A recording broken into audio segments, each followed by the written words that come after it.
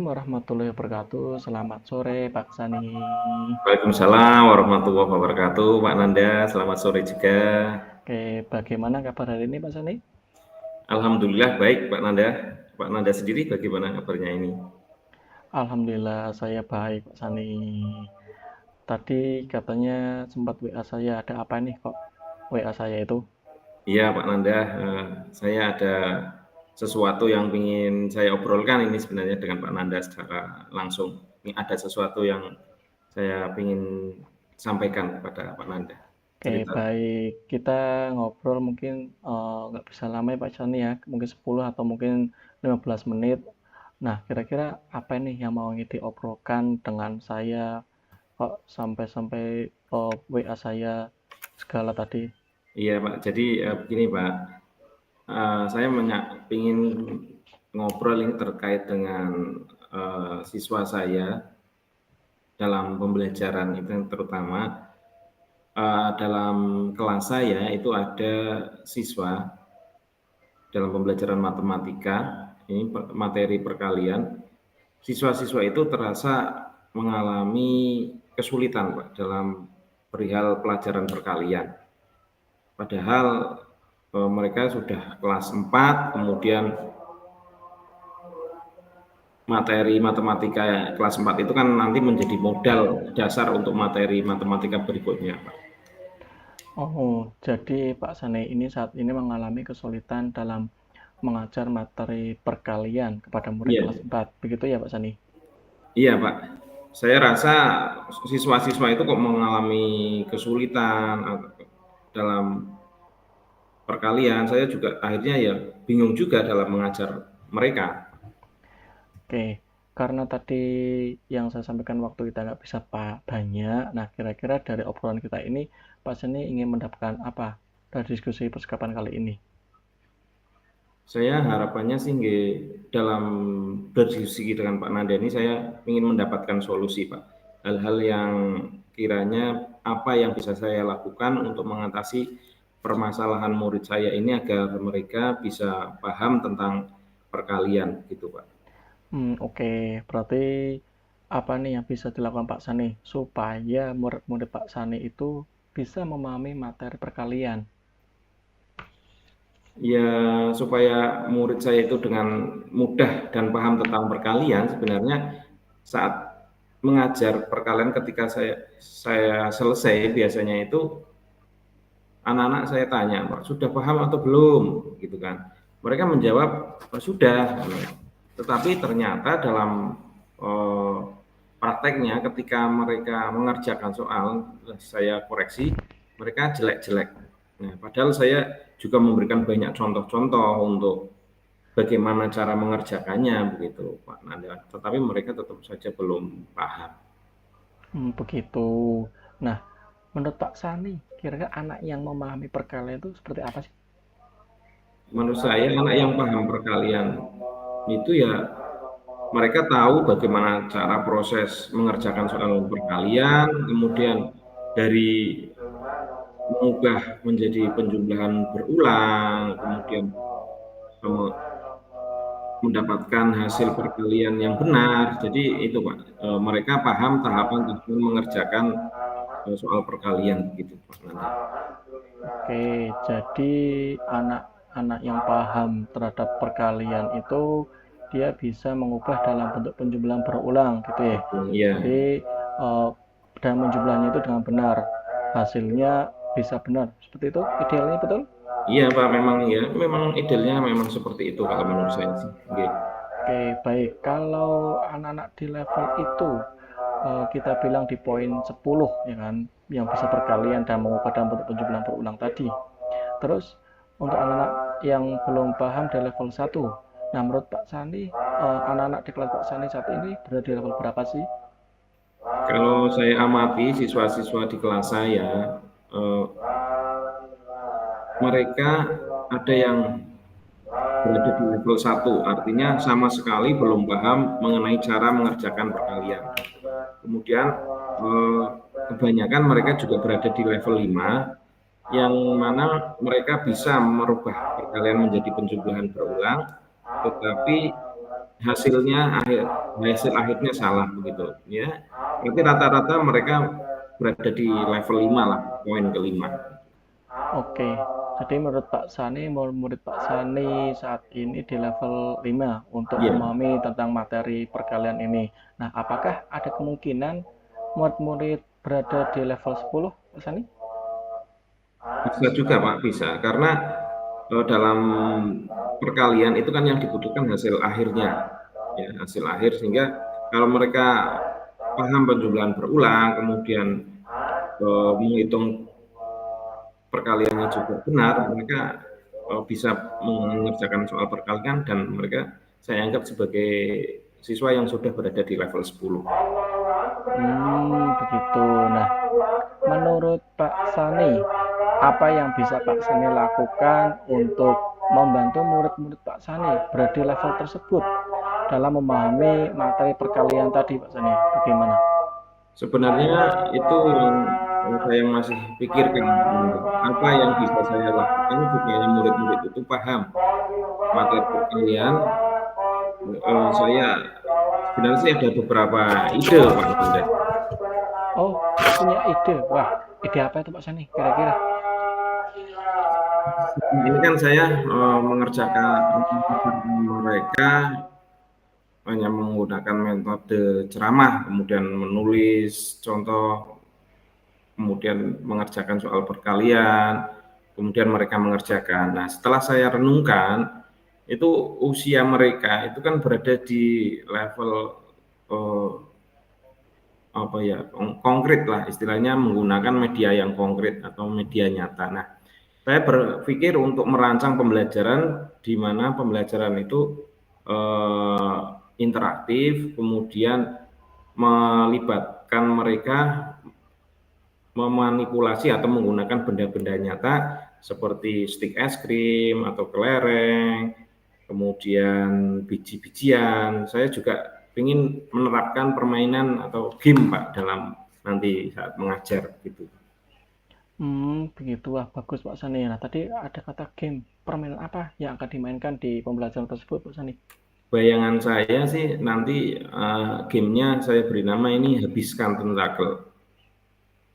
Habiskan tentakel ini nanti konsepnya saya membuat soal perkalian, kemudian saya gunting-gunting dan saya tempelkan di gambar gurita. Nah, gurita itu kan punya tentakel, jadi punya banyak kaki. Nah, nanti murid-murid ini siswa mengambil kartu yang saya tempelkan tadi yang ada di tentakel-tentakel itu, kemudian mereka mengerjakan. Setelah mereka mengerjakan, bila benar mereka bisa mengambil soal lagi, dan masih salah berarti mereka harus mengerjakan. Begitu seterusnya, rencananya seperti itu. Begitu. Nah, kira-kira apa ukuran keberhasilan rencana aksi Pak Sani ini? Ukuran keberhasilan dalam kegiatan rencananya itu ya murid-murid dapat mengerjakan soal-soal perkalian dengan benar Pak Nanda itu. Nah, baik Pak Sani. Menurut Pak Sani, apa ada kendala dari rencana aksi yang akan Pak Sani terapkan dalam pembelajaran kali ini? Kemungkinan kendala yang akan saya hadapi adalah waktu saat mau mempersiapkan ini Pak, baik dari medianya, kemudian tempatnya, karena tempat memerlukan yang luas, karena nanti di situ anak-anak hampir berlari untuk mengambil kartu-kartu di tentakel tersebut Pak. Menurut Pak Sani, perlu waktu berapa lama untuk mempersiapkan media-media atau mungkin bahan-bahan yang dibutuhkan dan solusi apa untuk kendala tersebut? Mungkin kan nanti saya butuh waktu 3 atau 4, ya 3 hari lah Pak. 3 hari saya bisa menyiapkan media-media mulai dari sekarang, kemudian saya bisa menyusun langkah-langkah pembelajarannya, kemudian menyiapkan untuk game, kemudian untuk waktu itu nanti bisa saya mapil dari sekarang. Kemudian untuk tempat yang agak luas, saya rencananya berada di kelas, Kemudian kursi dan meja saya pinggirkan dan letakkan di paling belakang, sehingga ruangan yang di tengah itu masih lebar gitu, ada ruang sela. Nah, kemudian apakah ada seseorang yang mungkin bisa membantu Pak Sani untuk mempersiapkan pembelajaran tersebut? Saya pernah ini saya sampaikan juga kepada Bu Lia yang mana beliau juga mengajar di kelas 4. Saya sampaikan, kemudian beliau mau untuk membantu saya menyiapkan rencana pembelajaran tadi, dan kemungkinan di kelas Bu Lia juga bisa menerapkan ini juga. Nah, jadi nanti kita saling berkolaborasi begitu, Pak Nanda. Oke, baik. Ya, kira-kira kapan nih Pak Sani mau menerapkan kegiatan tadi di kelas? Ya mungkin Senin depan Pak Nanda, karena waktu pelajarannya juga jadwalnya hari Senin Pak Nanda. Oke, baiklah Pak Sani. Nah, kita review sebentar. Ya, hasil diskusi kita kali ini. Apa yang Pak Sani dapatkan nih dalam sesi pembicaraan atau obrolan kita kali ini? Ya, jadi tadi saat awal kita berbincang-bincang, diskusi tentang masalah murid saya yang tidak paham tentang pelajaran perkalian, tetapi di akhir ini saya jadi tahu apa yang perlu saya lakukan dan saya siapkan untuk pembelajaran perkalian ke depannya. Sampai murid-murid saya itu benar-benar paham dengan menggunakan, ya itu tadi nanti menggunakan media-media eh, yang konkret, pembelajarannya juga interaktif. Kemudian saya juga nanti ya berkolaborasi lah dengan kuliah agar bisa menciptakan pembelajaran yang menyenangkan begitu Pak Nanda. Wah, oke, keren itu Pak Sani. Kalau begitu kita ketemu lagi minggu depan ya, Pak Sani. Saya Ya, ingin mendengar cerita tentang keseruan belajar perkalian di kelas 4. Nah, dan jangan lupa hubungi saya kalau misalnya butuh support atau bantuan-bantuan lagi. oke oke Pak Nanda, terima kasih atas dukungannya. Terima kasih Pak Nanda. Oke, terima kasih ya Pak Sani. Sampai ketemu minggu depan dan dengan cerita yang seru. Terima kasih Pak Nanda, terima kasih. Oke, sama-sama.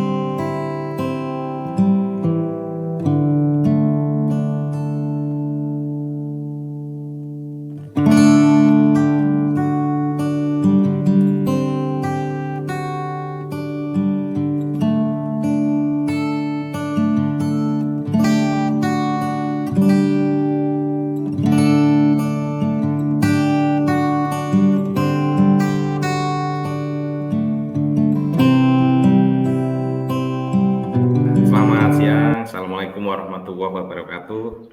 Waalaikumsalam warahmatullahi wabarakatuh. Selamat siang juga Pak Sani. Gimana ini kabarnya Pak Nanda? Semangat dan sehat tentunya ya?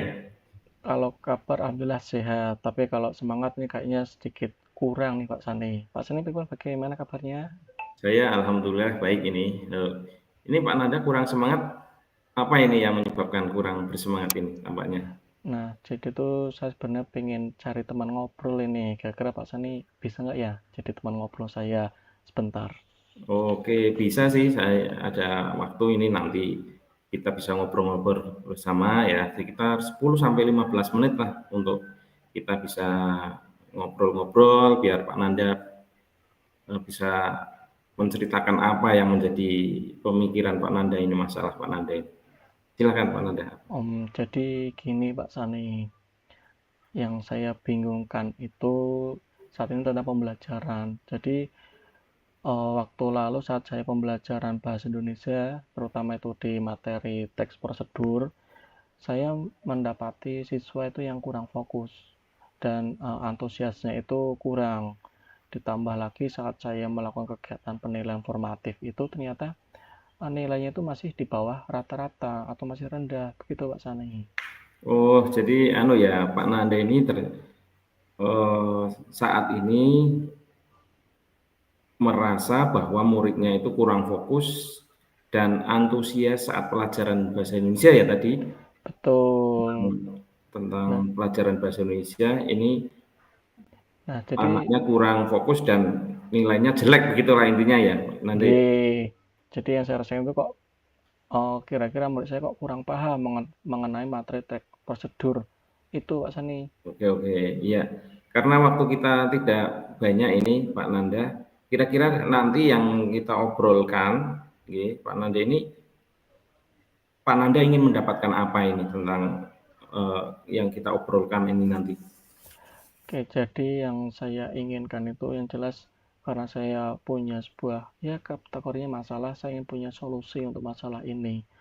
Jadi di obrolan kita nanti saya ingin murid saya itu bisa fokus dalam pembelajaran dan antusiasnya itu juga muncul. Begitu Pak Sani. Oke, oke. Berarti Pak Nanda di sini istilahnya mencari solusi nggih, supaya murid Pak Nanda yang diajar Pak Nanda itu bisa fokus dan antusias dalam belajar bahasa Indonesia itu tadi ya. Betul, Pak Sani. Jadi supaya murid itu paham materi saya, terutama materi yang menggunakan materi teks prosedur, di mana saya pernah menggunakan pembelajaran itu pakai PowerPoint dan beberapa media dalam menjelaskan. Tetapi kok ternyata masih aja murid saya itu bosan ataupun kurang antusias dari nilainya saja itu kan bisa terlihat masih di bawah rata-rata. Begitu Pak Sani. Oke, baik berarti Pak, menurut Pak Nanda ini anak-anak yang Pak Nanda ajar ini berarti kurang fokus, kurang antusias dan dalam memahami teks prosedur itu seperti apa Pak?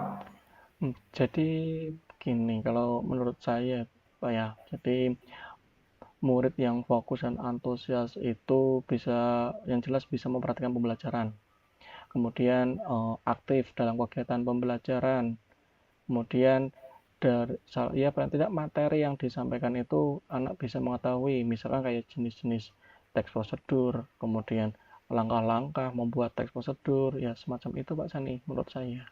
Oke, jadi begitu nggih. Kalau idealnya murid yang fokus, yang antusias seperti itu yang sudah tadi Pak Nanda jelaskan tadi ya, seperti itu nggih. Iya, seperti itu idealnya menurut saya Pak Sani. Oke, kalau menurut Pak Nanda ini, anak-anak yang seperti itu yang tadi dijelaskan Pak Nanda itu berada di level 10 lah. Terus anak-anak yang tidak fokus, kemudian tidak antusias, kemudian tidak memahami materi pelajaran, itu anggap sebagai siswa yang berada di level 1. Nah, menurut Pak Nanda ini, murid-murid yang Pak Nanda ajar sekarang ini berada di level berapa Pak Nanda? Kalau menurut saya yang amati itu kemungkinan di 5 Pak. Mengapa di 5 Hmm. itu karena beberapa murid yang fokus dan antusias dalam memahami teks prosedur itu tidak semuanya, tapi juga ada yang memperhatikan. Tetapi kan yang saya inginkan juga semua anak bisa fokus semua. Jadi kan mengapa saya ambil di 5 karena ada anak juga yang masih fokus. Jadi kira-kira 5 lah Pak. Oke, oke. Menurut Pak Nanda, murid-murid Pak Nanda berarti berada di level 5 ya rata-rata. Ya, terus untuk bisa fokus, terus antusias dan memahami materi, apakah mungkin murid-murid Pak Nanda itu nantinya bisa di level 10, Pak Nanda? Kalau mungkin sih, mungkin terjadi Pak di level 10. Tapi untuk saat ini, untuk hanya fokus dan antusias, ya paling tidak saya ingin di level 8 dulu, nanti untuk level 10-nya bisa berproses Oke, lebih oke. lanjut gitu Pak. Ya. Jadi level 10 untuk nanti pas siswa-siswa dalam memahami, kemudian untuk uh, fokus dan antusias berada di level 8 ya. Betul. Terus menurut Pak Nanda, apa sih yang bisa Anda lakukan untuk membantu murid-murid Bapak ini di kelas yang Bapak ajar itu bisa berada di level yang tadi Bapak sampaikan, berarti di level 10. Oke, jadi yang membuat saya bingung tadi, saya sempat berpikir, Pak, karena kan kita pernah belajar tentang pembelajaran berdiferensiasi di kurikulum di guru penggerak ini. Nah, saya ingin menerapkan pembelajaran tersebut sesuai kebutuhan belajar murid agar ya paling implementasi saya dalam kegiatan CGP ini berjalan gitu Pak Sani. Oke, bagus itu idenya Pak Nanda. Jadi menerapkan atau mengimplementasikan kurikulum Merdeka ya, yang setelah Bapak pelajari di eh, pendidikan guru penggerak kemarin itu ya Pak Nanda ya. Betul. Terus Pak Nanda, kira-kira sudah punya rencana untuk kedepannya atau belum? Gimana pelaksanaan implementasinya itu Pak Nanda? Oke, untuk rencana sih ini masih gambaran awal saya, Pak. Jadi kan di awal semester kemarin kan saya sudah melakukan eh, kayak penilaian diagnostik yang non kognitif dari gaya belajar anak, gitu kan. Nah, saya dapat menganalisis ternyata murid-murid di kelas saya itu ada beberapa gaya belajar, kayak seperti kinestetik, kemudian auditori dan visual. Nah, mungkin eh, saya bisa melakukan pembelajaran tentang teks prosedur ini menggunakan pembelajaran berdiferensiasi yang berisi konten, proses maupun produk. Sepertinya itu Pak Sani. Oke, wah bagus ini Pak Nanda, dalam rencananya mau menerapkan pembelajaran berdiferensiasi. Terus dalam menerapkan itu, Pak Nanda tentunya kan harus menerapkan diferensiasi konten, proses dan produk ini dalam materi tersebut tinggi. Terus bagaimana cara menerapkannya itu, Pak Nanda? Oke, kalau untuk penerapannya mungkin seperti ini Pak Seni untuk berdiferensiasi konten dan proses, saya akan menyiapkan bahan ajar dan aktivitas yang berbeda-beda tentang tes prosedur tadi, sesuai kayak belajar murid. Nah, misal Oke. yang kinestetik tadi, saya siapkan beberapa kegiatan untuk membuat makanan atau minuman instan sesuai langkah-langkahnya. Lalu untuk gaya belajar auditori bisa saya siapkan lembar bacaan dan wawancara mengenai teks prosedur. Sedangkan yang gaya belajar visual saya siapkan video-video tentang teks prosedur. Nah, nanti penilaian yang saya ambil akan berbeda dan sesuai dari konteks anak, bisa membuat dalam bentuk video, kemudian bisa dalam bentuk teks ataupun dalam bentuk komik yang berupa gambar gitu Pak Sandi. Oke, menarik sekali ini Pak Nanda. Terus menurut Pak Nanda apa ukuran keberhasilan dari rencana yang sudah disiapkan ini Pak Nanda? Ukuran keberhasilan kalau menurut saya itu terutama fokus, antusias dengan jadi anak itu bisa berhasil menjadi fokus, antusias dan memahami teks prosedur. Nah, penilaiannya itu juga tidak monoton dengan menjelaskan mengerjakan soal-soal saja, tetapi juga membuat anak lebih menjadi anak yang kreatif gitu Pak Sandi. Oke. Rencananya sih udah bagus Pak Nanda. Terus kira-kira akan ada kendala tidak dalam nanti penerapannya Pak Nanda? Oke, kalau kendala saat ini yang saya masih terpikirkan itu waktu. Jadi waktu itu yang masih membutuhkan eh, waktu yang panjang karena persiapan dari media, kemudian bahan-bahan. Selain itu juga butuh teman guru untuk diwawancarai pada kegiatan waktu nanti. Jadi tetap ada kendala ya nantinya terutama dalam waktu nggih. Terus Pak Nanda ini perlu waktu berapa lama lah untuk menyiapkan segala sesuatunya, media, kemudian tadi yang disampaikan itu? Oke, untuk waktunya kemungkinan 2 atau sampai 3 hari Pak Sani. Oke. Karena kan saya butuh menyiapkan bahan ajar, kemudian media, LKPD, dan perangkat-perangkat lainnya yang mendukung. Apakah Pak Nanda mungkin bisa mendapat bantuan atau bekerja sama dengan guru lain untuk sebagai apa ya sumber sebagai untuk diwawancarai gitu Pak Nanda? Oke, mungkin karena ini saya kelasnya itu paralel, saya Mhm. bisa berkolaborasi dengan Pak Iksan, guru kelas 5B. Jadi kami bisa berdiskusi, menyiapkan dan sekaligus menjadi narasumber wawancara untuk murid yang kayak belajar auditori misalnya gitu, Pak. Baik baik baik. Kira-kira Pak Nanda, mau menerapkan di kelas kapan ini kira-kira? Oke, untuk jadwal bahasa Indonesia itu kan di hari Senin. Nah, hari ini kan pas di hari Kamis, kemungkinan akan saya terapkan hari Senin minggu depan, Pak Sani. Oke, baik Pak Nanda. Kita sudah ngobrol nggih, tadi Pak Nanda yang sudah cerita tentang, eee, masalah tentang pembelajaran. Terus apa ini yang Pak Nanda sudah dapatkan dari obrolan kita ini? Untuk yang saya dapatkan jelas tadi pertama saya bingung, ada unek-unek makanya berbicara dengan Pak Sani tentang pembelajaran bahasa Indonesia teks prosedur itu. Nah, yang dimana murid saya itu tidak fokus dan tidak antusias sehingga mengakibatkan nilai mereka itu di bawah rata-rata. Tapi di akhir obrolan tadi setelah kita berdiskusi obrolan panjang lebar, saya mendapat solusi untuk menerapkan pembelajaran berdiferensiasi sesuai gaya belajar murid tadi, dan saya akan berkolaborasi dengan Pak Iksan sesuai dengan tujuan pertama kita obrolkan tadi, Pak Sani. Oke, bagus. Berarti Pak Nanda sudah menemukan solusinya nggih, Pak Nanda. Tetap Iya, Pak semangat Sani. Pak Nanda untuk selalu, mengajarkan anak-anak yang mengalami kesulitan tadi, Pak Nanda. Ya, sama-sama Pak Sani. Saya tetap semangat dan terima kasih sudah bisa diajak ngobrol diskusi kali ini, Pak Sani. Oke, sama-sama Pak Nanda. Nanti misalkan kalau butuh, sesuatu jangan lupa hubungi saya. Saya juga ingin tahu ini nanti pelaksanaan pembelajarannya seperti apa. Kita bisa ngobrol-ngobrol lagi di hari setelah Pak Nanda mengajar. Nah, keseruan Pak Nanda mengajar. Terima kasih. Ya, siap Pak Sani. Sambil saya menyiapkan kebutuhan untuk kegiatan pembelajaran ke depan, ya Pak Sani. Oke, oke. Makasih Pak Nanda. Semangat ya. Sama-sama. Terima kasih. Ya.